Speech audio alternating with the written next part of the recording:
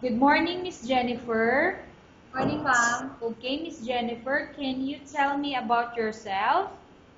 I'm Jennifer Marari, ma'am. 35 years old, married, and I have 3 children.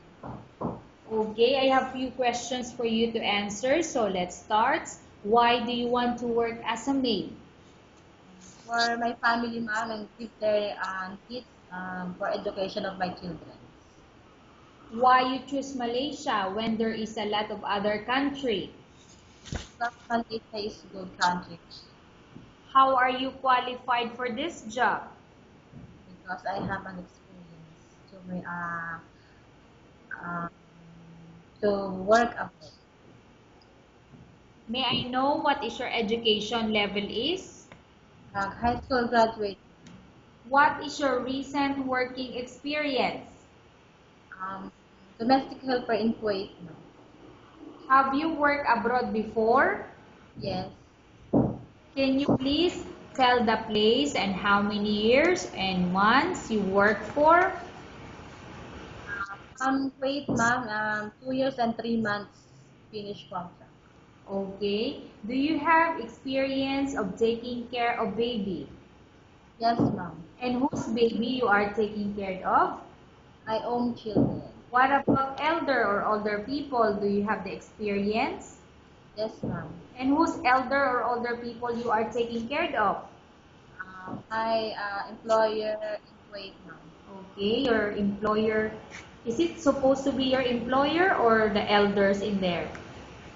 My employer, ma'am. Your employer.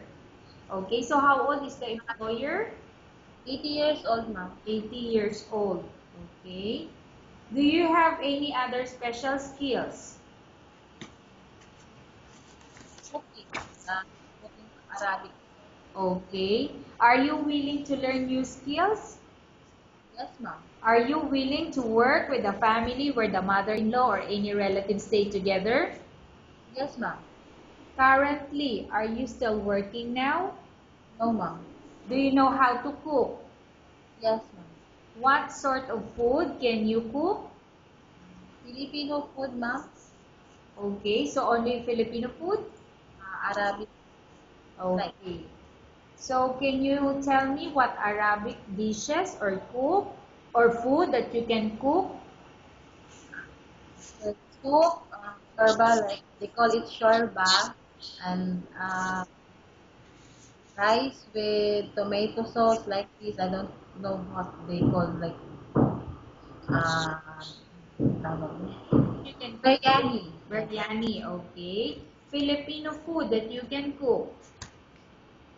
Yes, ma'am, I cook Filipino. Okay.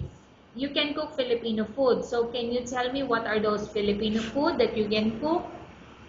Sigang, adobo, paksiw, tinola, like that. Okay. Are you aware that you will have to do washing, cleaning, ironing, and cooking? Yes, ma'am. From all the house chores like cooking, cleaning, ironing, and washing, which do you like most? Cleaning. If ever you were selected to work in Malaysia, who will take care of your kids? My husband and my mother, ma'am. You are not allowed to use handphone during working hours. Yes, You are only allowed to use handphone after you finish all the works and when going to bed. yes, ma'am. You are strictly needed to surrender the handphone to your employer in the morning and your employer will return back to you once you're going to bed. Yes, If ever your employer finds out that you're abusing your handphone and it's affected your work performance, your employer will confiscate your handphone and you're not allowed to hold it anymore. Instead, your employer will allow you to call to your family 3 times in a month. You only allowed to bring normal phone and you're not allowed to bring smartphone. Are you agreed for the terms and condition? yes, ma'am. Are you agreed to the rules and regulation for the handphone? Yes, Yes, Jen, can you answer the question? Are you yes, agree to the rules and regulation for the handphone?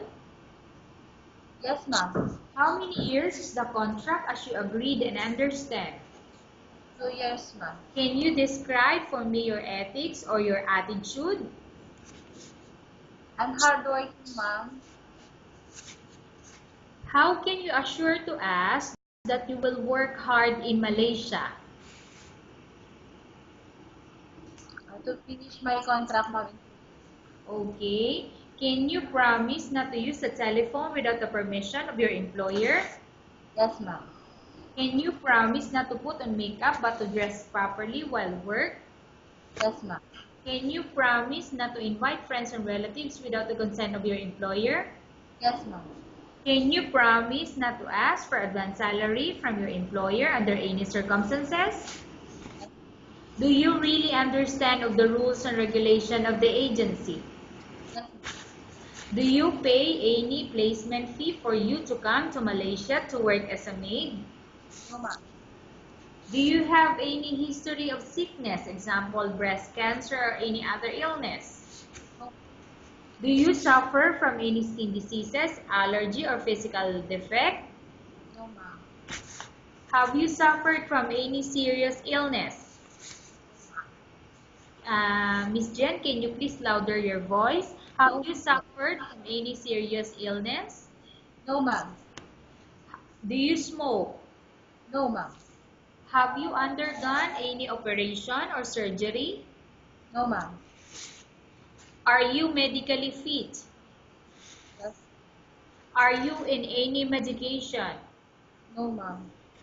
Are you allergic with any food? No, ma'am. Are you prepared to work for the employer of any race? Yes, ma'am. Are you prepared to eat the type of food taken by your employer? Yes, ma'am.